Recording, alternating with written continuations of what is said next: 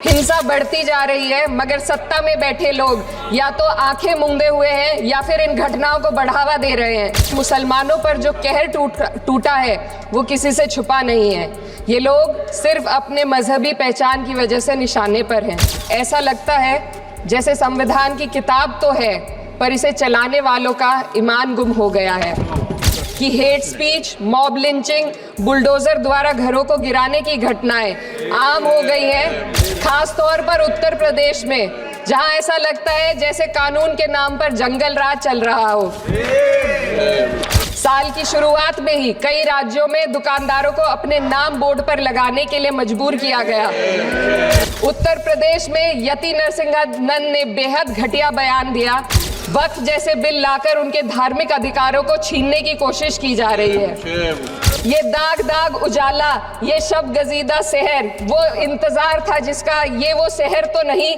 जी हाँ दोस्तों, इकरा हसन ने मुसलमानों के मुद्दे पर संसद में मोदी योगी को धोया। अखिलेश के साथ पूरा विपक्ष देने लगा शाबाशी। बहुत स्वागत है आप सभी का। आप देख रहे हैं द राजनीति का विशेष सेगमेंट खबर और विश्लेषण। मैं हूं जब्बार खान। दोस्तों, संसद में संविधान पर चर्चा के दौरान जो कुछ हुआ उसने ये दर्शा दिया कि आने वाले दिनों में इकरा हसन उत्तर प्रदेश की एक बड़ी महिला नेत्री के तौर पर उभर रही हैं।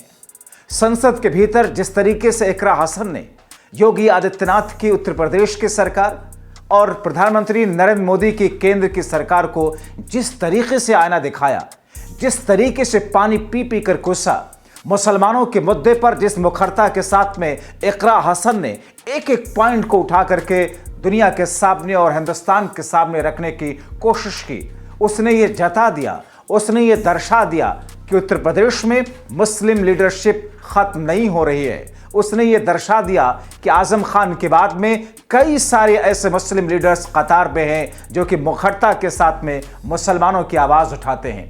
संसद में जिस तरीके से योगी सरकार पर लग रहे अत्याचार के उन आरोपों के साथ में इकरा हसन ने अपनी बात रखी।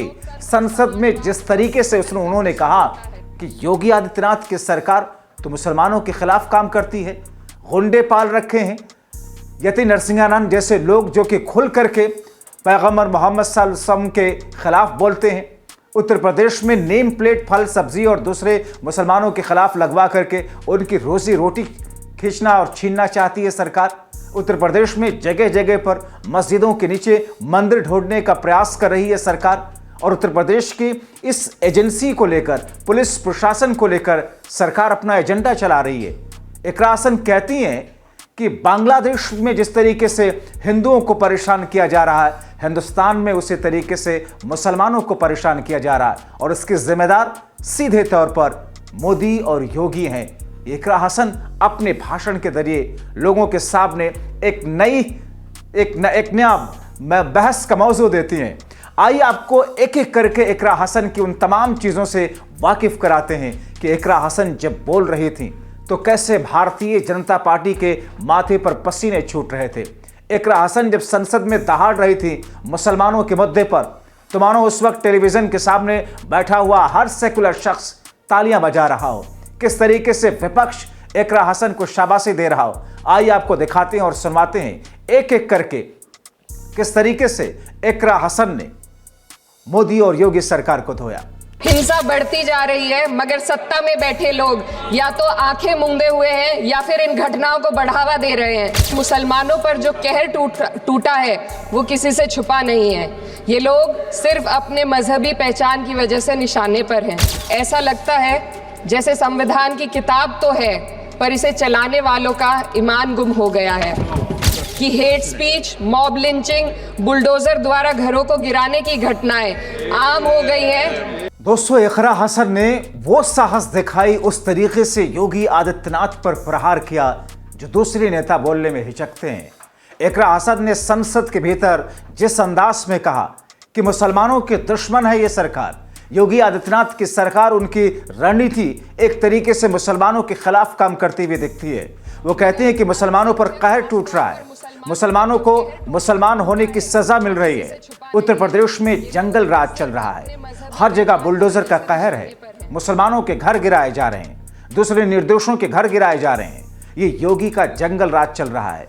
संविधान की किताब तो है, मगर इसे चलाने वाले बेईमान हो चुके हैं। उत्तर प्रदेश में कानून नाम की कोई चीज नहीं बची हुई है। इकरा हसन का ये तीखा अंदाज, इकरा हसन का ये तीखा वार, इकरा हसन का योगी आदित्यनाथ से सीधे सीधे डायरेक्ट दो हाथे करना यह दर्शा रहा है कि आने वाले भविष्य में, आने वाले दिनों में इकरा हसन कहां तक पहुंचने वाली हैं। और इकरा हसन की पॉपुलैरिटी न सिर्फ मुसलमानों में बल्कि आम जनता के बीच, दूसरे लोगों के बीच किस कदर बढ़ रही है। आपको सुनाते हैं इकरा हसन ने कहा क्या। खास तौर पर यह बताना चाहती हूँ कि आज हमारे देश में पिछड़े, दलित, अल्पसंख्यक समुदाय को किस तरह अपने संवैधानिक अधिकारों और आज़ादियों की हिफाजत के लिए हर रोज़ मुश्किलों का सामना करना पड़ रहा है। Doctor B.R. अम्बेडकर के कथन से अपनी बात रखना चाहती हूँ। उन्होंने कहा था, मुझे अपने भारतवर्ष पर फक्र है कि जिसके पास ऐसा संविधान है जो लोकतंत्र, समाजवाद और सेक्युलरिज्म को संजोता है। लेकिन आज ऐसा लगता है जैसे संविधान की किताब तो है, पर इसे चलाने वालों का ईमान गुम हो गया है।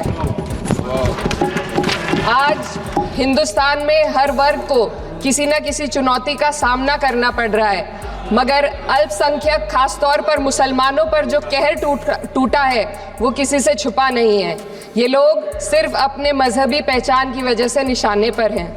संविधान का अनुच्छेद 15 कहता है कि किसी भी नागरिक के साथ धर्म, जाति या किसी और वजह से भेदभाव नहीं होना चाहिए, लेकिन हकीकत इसके उलट है।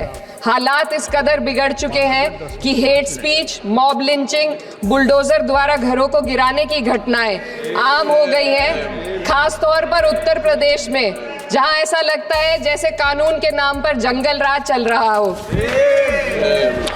दोस्तों, इकरा हसन ने जिस तरीके से मुसलमानों के मुद्दों को लेकर के, मुसलमानों के डर और खौफ को लेकर के योगी आदित्यनाथ और प्रधानमंत्री नरेंद्र मोदी की केंद्र की सरकार को लेकर के अपनी बात रखी, जो तेवर अपनाया इकरा हसन ने, जिस तरीके से उन्होंने कहा कि सरकार में मुसलमानों को उनकी रोजी रोटी से दूर किया जा रहा है, मुसलमानों की रोजी रोटी छीनी जा रही है। उत्तर प्रदेश की योगी सरकार के उस कार्य का हवाला इकरा हसन ने दिया जिसमें उत्तर प्रदेश में योगी आदित्यनाथ की सरकार में सभी लोगों को नेम प्लेट लगाने, खासतौर पर रेडी पटरी वालों को, फल फ्रूट्स बेचने वालों को नेम प्लेट लगाने की बात कही थी और उसे मैंडेटरी करार दिया था, जिसे बाद में सुप्रीम कोर्ट ने इंटरवीन किया था। इकरा हसन ये कहती हैं कि दरअसल हर उस स्ट्रैटेजी को योगी सरकार अपना रही है जिससे मुसलमानों को आर्थिक तौर पर नुकसान पहुंचे, मुसलमानों की रोजी रोटी पर असर पड़े। इकरा हसन ने कहा कि संभल में पुलिस के संरक्षण में मुसलमानों को मारा गया। ये सरकार न्यायपालिका की भी बात अनसुनी कर रही है। योगी सरकार ने दुकानदारों को नेम प्लेट लगवा करके मुसलमान वर्ग के एक बड़े तबके से उनकी रोजी छीनने का प्रयास किया है। हालांकि योगी आदित्यनाथ को यह पता होना चाहिए कि इस तरीके से मुसलमानों को उनकी रोजी रोटी छीन नहीं पाएगी योगी सरकार। आपको सुनवाते हैं क्या कहा इस मौके पर इकरा हसन ने। संभल में जो हुआ वो सबके सामने है। पुलिस के संरक्षण में निर्दोष लोगों की हत्या की गई और सरकार ने चुप्पी साध ली। अल्पसंख्यकों पर हिंसा बढ़ती जा रही है, मगर सत्ता में बैठे लोग या तो आंखें मूंदे हुए हैं या फिर इन घटनाओं को बढ़ावा दे रहे हैं। हद तो तब हो जाती है जब न्यायपालिका की बात भी अनसुनी कर दी जाती है। सुप्रीम कोर्ट ने मॉब लिंचिंग पर 11 सूत्रीय निर्देश जारी किए थे। इसमें साफ कहा गया था कि राज्य सरकारें और पुलिस इस तरह की घटनाओं को रोकने और दोषियों पर सख्त कार्रवाई करने के लिए जिम्मेदार हैं, लेकिन आज भी इन निर्देशों पर अमल नहीं हो रहा है। हाल ये है कि मॉब लिंचिंग को रोकने की बजाय सत्ता में बैठे लोग आग में घी डालने का काम कर रहे हैं। उनकी जुबान से ऐसी बातें निकलती हैं जो नफरत को और बढ़ावा देती है। ये अशांति अब इतनी गहराई तक फैल चुकी है कि हमारे समाज के धर्मनिरपेक्ष चरित्र पर गंभीर सवाल उठ रहे हैं। साल की शुरुआत में ही कई राज्यों में दुकानदारों को अपने नाम बोर्ड पर लगाने के लिए मजबूर किया गया। इसे सेहत और सुरक्षा के कानूनों का हिस्सा बताया गया, मगर असल मंशा कुछ और थी। ये कदम खास तौर पर मुसलमान दुकानदारों को निशाना बनाकर उठाया गया ताकि उनकी रोजी रोटी पर चोट की जाए। तो दोस्तों, क्या इकरा हसन ने यह ठान लिया है कि मुसलमानों की तरफ उठने वाली हर आवाज, हर उस उंगली, हर उस आरोप का वो जवाब देंगी, चाहे वो गली चौराहे हो, जनसभाएं हो या पार्लियामेंट हो। क्योंकि पार्लियामेंट के अंदर जिस तरीके से इस्लाम धर्म को लेकर के, इस्लाम के, मुसलमानों के प्रॉफिट को लेकर के यति नरसिंहानंद ने जिस तरीके से अभद्र टिप्पणी की, जिस तरीके से विवादित बोल बोले, उसको लेकर के इकरा हसन ये कहती हैं कि उत्तर प्रदेश की सरकार ऐसा लग रहा है कि गुंडों को पाल रखी हो। क्योंकि यति नरसिंहानंद जैसे लोग जिस तरीके से, जिस अंदाज में मुसलमानों के ऊपर खुल करके बोलते हैं, जिस तरीके से आरोप लगाते हैं, योगी राज में यति नरसिंहानंद ने घटिया बयान दिया और सरकार उनकी पीठ थपथपाती रही। क्या कुछ नहीं हुआ। उत्तर प्रदेश के मुरादाबाद में इकरा नाम की एक महिला को घर नहीं मिला। उस बहुसंख्यक के मोहल्ले में उसे अपने घर से उसे निकाल दिया गया, मगर सरकार खामोश रही, क्योंकि सरकार यही चाहती है। और सरकार दरअसल ये चाहती है कि उत्तर प्रदेश में इसी किस्म का माहौल रहे। एक एक करके इकरा हसन ने जिस अंदाज में जो बातें कही, आप सुनेंगे तो आप कहेंगे कि वाकई इकरा तो छा गई। पिछले हफ्ते मुरादाबाद में एक मुस्लिम डॉक्टर को हिंदू बहुल्य मोहल्ले में घर खरीदने पर विरोध झेलना पड़ा। वजह बताई गई कि इससे मोहल्ले की सामाजिक शांति बिगड़ जाएगी। अब आप ही बताइए, क्या ये वजह सही है, जायज़ है? असल में ये छोटी बड़ी घटना इस बात का सबूत है कि सांप्रदायिकता को बढ़ावा देने वाले बयान और नीतियां हमारे समाज को अंदर से खोखला कर रही है। उत्तर प्रदेश में यति नरसिंहानंद ने बेहद घटिया बयान दिया, लेकिन सरकार इन बयानों पर कोई कार्रवाई नहीं कर रही। हेट स्पीच न केवल जनमानस के विचारों को प्रदूषित करती है, बल्कि इससे अब संवैधानिक पदों पर बैठे लोगों को भी प्रभावित कर दिया है। जी हाँ दोस्तों, इकरा हसन से आखिर क्यों डरी भारतीय जनता पार्टी? क्योंकि इकरा हसन ने जिस अंदाज में इलाहाबाद हाई कोर्ट के उस जज के खिलाफ अपनी आवाज बुलंद की, वो भी संसद के पटल से। हर शख्स जो कि उस वक्त सुन रहा था, उसने इकरा के लिए शाबाशी दी। उसने संसद के पटल से इकरा के उस भाषण पर टिप्पणी भी की, तारीफ भी की, सराहना भी की, शाबाशी भी दी। क्योंकि इलाहाबाद हाई कोर्ट के एक जज की बातें, वो भी विश्व हिंदू परिषद के एक कार्यक्रम में, मानो वो एक जस्टिस नहीं बल्कि विश्व हिंदू परिषद का कोई एक नेता बोल रहा हो। इकरा हसन ने कहा, जिस अंदाज में अब अदालतें पक्षपात कर रही हैं, जिस तरीके से अदालतों के ऊपर एक दबाव है, जिस तरीके से अदालतों में बैठे हुए न्याय देने वाले जज भी प्रभावित हो रहे हैं और जो बातें कर रहे हैं, वो देश के लिए बहुत खतरनाक है, बहुत खौफनाक है। आपसी भाईचारे को तोड़ने वाला तो है ही है, मगर एक नए ट्रेंड को डालने वाला है। इकरा हसन के ही शब्दों में सुनिए किस तरीके से उन्होंने जस्टिस शेखर कुमार यादव को लेकर के अपनी भड़ास निकाली। इलाहाबाद हाईकोर्ट के जस्टिस शेखर कुमार पिछले दिनों जिन्होंने मुस्लिम वर्ग के लिए विवादित टिप्पणी की थी, उस पर इकरा हसन ने क्या कुछ कहा, सुन लीजिए। अभी हाल ही में माननीय उच्च न्यायालय इलाहाबाद के माननीय न्यायाधीश ने ऐसे बयान दिए जिसका संज्ञान खुद सुप्रीम कोर्ट को लेना पड़ा। संविधान के अनुच्छेद 29 और 30 ने अल्पसंख्यकों को उनके मजहबी और सांस्कृतिक हक दिए हैं ताकि वो अपनी पहचान को बचा सके और अपने संस्थान चला सके, लेकिन आज उन्हीं हकों पर हर तरफ से चोट की जा रही है। वक्फ जैसे बिल लाकर उनके धार्मिक अधिकारों को छीनने की कोशिश की जा रही है। आज अल्पसंख्यक समुदाय को संविधान द्वारा दिए गए अपने बुनियादी अधिकार पाने के लिए लंबी लड़ाई लड़नी पड़ रही है।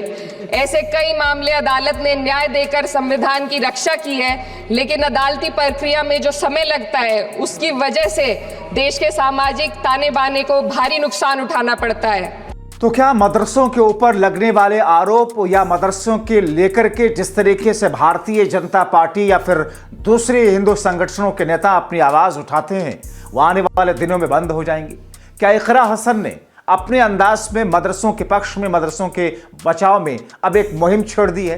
क्योंकि संसद के भीतर बात संविधान की चल रही थी, चर्चा संविधान पर हो रही थी, और इस बीच में इकरा हसन ने मदरसों का जिक्र करके, खास तौर पर उत्तर प्रदेश के मदरसों का जिक्र करके उन्होंने कहा कि मदरसे बंद करने की हसरत छोड़ दीजिए। चेतावनी दे दी एक तरीके से उत्तर प्रदेश की सरकार को और ऐसे तमाम लोगों को। मदरसों को बंद करने की कवायद को जिस अंदाज में मदरसा बोर्ड, मदरसा एक्ट को ख़त्म करने के लिए सरकार की तरफ से जो प्रयास किए गए, इकरा कहती हैं और हाई कोर्ट ने उस पर फैसला भी दे दिया, मगर सुप्रीम कोर्ट ने न्याय दिया।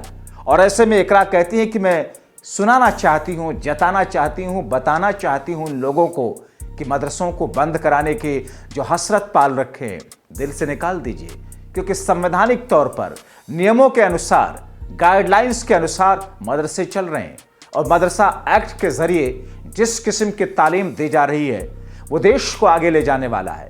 वो अपने अंदाज में, अपने आप में एक तरीके से मदरसों की सराहना करते हुए विपक्षी और विरोधी लोगों को जो मदरसों पे आवाज़ उठाते हैं, आरोप लगाते हैं, उनको खुलेआम चेतावनी दी। इकरा हसन ने कहा कि अगर दिल में हसरत है तो इस हसरत को निकाल दीजिए। सुनिए इकरा ने क्या कहा। मिसाल के तौर पर इलाहाबाद हाई कोर्ट ने 2004 के मदरसा एक्ट को रद्द कर दिया था, जिससे मदरसों के संचालन पर सवाल उठे। हालांकि सुप्रीम कोर्ट ने बाद में इस फैसले को पलट दिया और एक्ट को वैध करार दिया, लेकिन इस प्रक्रिया में जो समय लगा उसने अल्पसंख्यकों को बेचैनी और संघर्ष के दौर में डाला है। इसी कड़ी में प्लेसेस ऑफ वर्शिप एक्ट 91 भी आता है और कई अन्य अधिकार, उन्हें भी इसी तरह अदालती लड़ाइयों में उलझाया जा रहा है। ये स्थिति न केवल अल्पसंख्यकों के अधिकारों की राह में रुकावट है, बल्कि justice delayed is justice denied जैसी कहावत को सिद्ध करती है।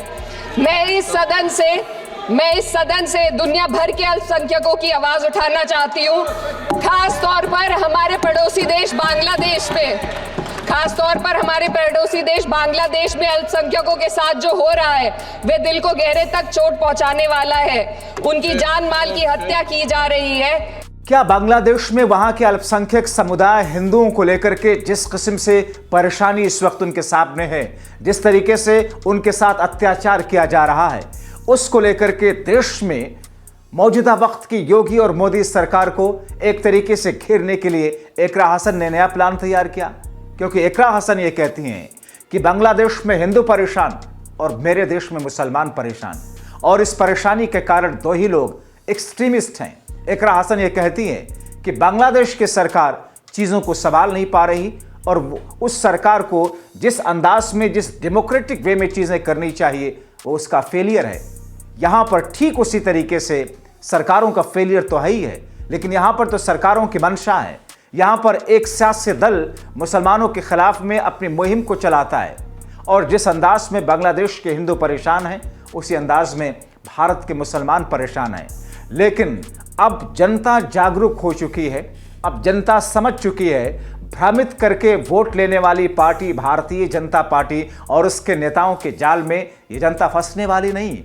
आपने देखा होगा किस तरीके से बांग्लादेश में हिंदू समाज के साथ में वहाँ पर अत्याचार की खबरें हर दिन नित नए तरीके से आती हैं, और ऐसे में भारत में भी उसको लेकर के चर्चा हो रही है। इस मौके पर भारतीय संसद में जब इकरा हसन ने बोलना शुरू किया तो बांग्लादेश के हिंदुओं का भी जिक्र किया, भारत के मुसलमानों के जिक्र के साथ साथ उन्होंने एक कंपैरिजन किया कि जैसे वहाँ वो परेशान, मेरे देश में मुसलमान परेशान, और इसके लिए जवाबदेह और जिम्मेदार सत्ता पक्ष सरकार है। सुनिए इकरा के अंदाज में।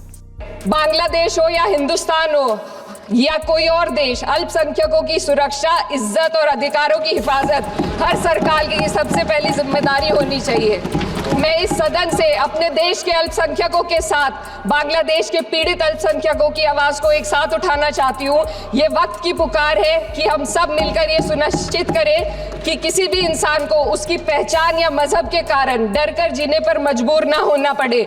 जहाँ हक छीने जाते हैं वहाँ अमन खो जाता है। ये बात हर सरकार को समझनी चाहिए। अगर हम सच में अपने संविधान का सम्मान करना चाहते हैं तो हमें नफरत और भेदभाव को खत्म करना होगा। हमें ये दिखाना होगा कि ये मुल्क हर वर्ग, हर जाति, हर धर्म और हर समुदाय का है, और जब तक ऐसा नहीं होगा तब तक संविधान की आत्मा सिसकती रहेगी। सर, अपनी बात को खत्म करते हुए मैं एक शेर अर्ज करना चाहती हूँ। ये दाग दाग उजाला, ये शब गजीदा शहर, वो इंतजार था जिसका, ये वो शहर तो नहीं। लेकिन अगर इस सदन में बैठे हम सभी सदस्य ये ठान ले कि हमें संविधान के मूल्यों को लागू करना है और उसे लागू करने का प्रयास करें, तो वह सुबह जरूर आएगी जिसके लिए लाखों भारतवासियों ने अपने जानों की कुर्बानी दी थी। हिंसा बढ़ती जा रही है, मगर सत्ता में बैठे लोग या तो आंखें मूंदे हुए हैं या फिर इन घटनाओं को बढ़ावा दे रहे हैं। मुसलमानों पर जो कहर टूटा है वो किसी से छुपा नहीं है। ये लोग सिर्फ अपने मजहबी पहचान की वजह से निशाने पर हैं। ऐसा लगता है जैसे संविधान की किताब तो है, पर इसे चलाने वालों का ईमान गुम हो गया है कि hate speech, mob lynching, bulldozer द्वारा घरों को गिराने की घटनाएं आम हो गई हैं, खास तौर पर उत्तर प्रदेश में, जहां ऐसा लगता है जैसे कानून के नाम पर जंगल राज चल रहा हो। साल की शुरुआत में ही कई राज्यों में दुकानदारों को अपने नाम बोर्ड पर लगाने के लिए मजबूर किया गया। उत्तर प्रदेश में यति नरसिंहानंद ने बेहद घटिया बयान दिया। वक्फ जैसे बिल लाकर उनके धार्मिक अधिकारों को छीनने की कोशिश की जा रही है। ये दाग दाग उजाला, ये शब गजीदा शहर, वो इंतजार था जिसका, ये वो शहर तो नहीं